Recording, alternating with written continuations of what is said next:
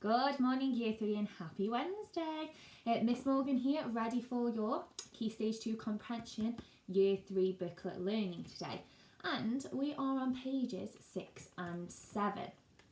So if you find those pages now for me, you should find the text called Pioneer Children. And you'd be glad to know that today's text is all about how amazing children are and how much better they are than adults. So I'm going to ask you to do something a little bit different today. So first of all, I would like you to read the extract, your piece of text. But as you read it, I want you to use a pencil and I want you to underline any words or vocabulary that you do not understand. So Miss Morgan already did it, but she did it with her fancy pink highlighter, so you can use anything you want. Now I didn't know what pioneer meant, so I underlined that one, or I highlighted that one. So I want you to read the text, underline any vocabulary or words that you don't know, and then hit pause on the video so that Miss Morgan can explain these words, or you can ask somebody at home what they mean.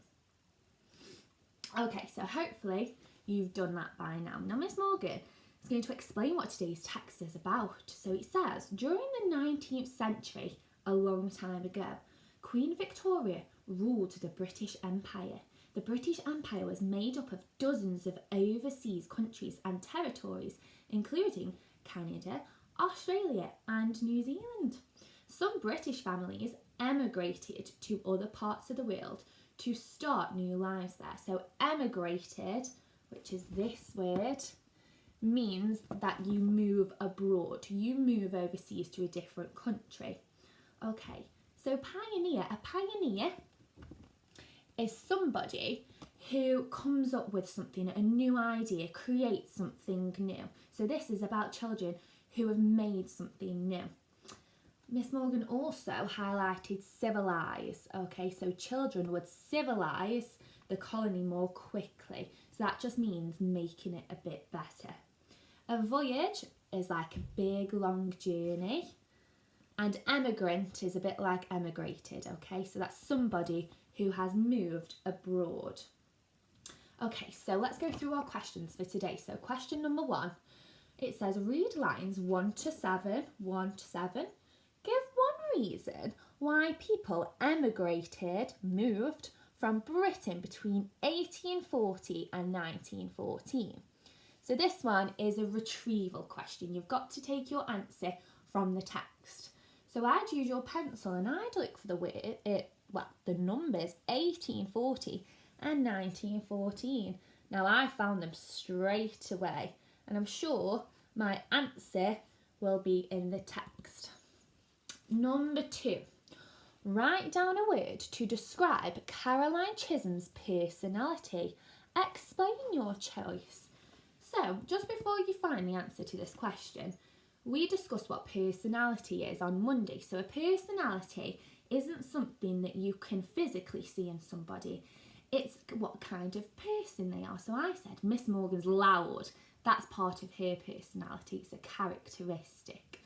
Okay, so you need to describe Caroline Chisholm's personality. Now, I know I can use my pencil. It's very helpful. And look for the name Caroline Chisholm. Now I found it straight away, and that is in the second paragraph. So I wonder what kind of personality she has. Is she a bad person? Is she a good person? Explain your choice. So I need you to use a conjunction, probably the conjunction because, to really explain your answer to this question. Number 3. Think of one word that means the same as thrilling.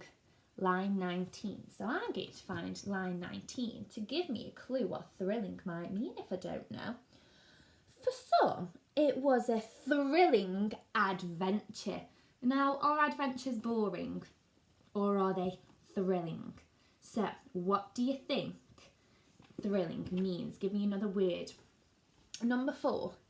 Give 2 examples of things that children new to Australia have to get used to. Now, sometimes we have to get used to things, don't we? So, for example, with this pandemic, we've had to get used to washing our hands quite a lot.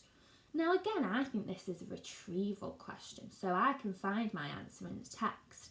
I'm going to look for the words used to. Okay. Now it might take a while to skim through, but I'm sure I remember, because I already read, that it told me maybe in the last couple of paragraphs. I'm not going to tell you, I want you to find it for yourself. Look for the words used to, and then it will tell you. Question number 5. Is this a fiction or a non-fiction text? How can you tell? Now, do you remember what fiction and non-fiction mean? Now, I know that fiction is made up. They're a little bit like fairy tales, okay? Where dragons set fire to villages. It's made up. It's not real. It doesn't happen. Now, non-fiction is something that has definitely happened. So, it was Miss Morgan's birthday yesterday. That's a fact. It definitely happened.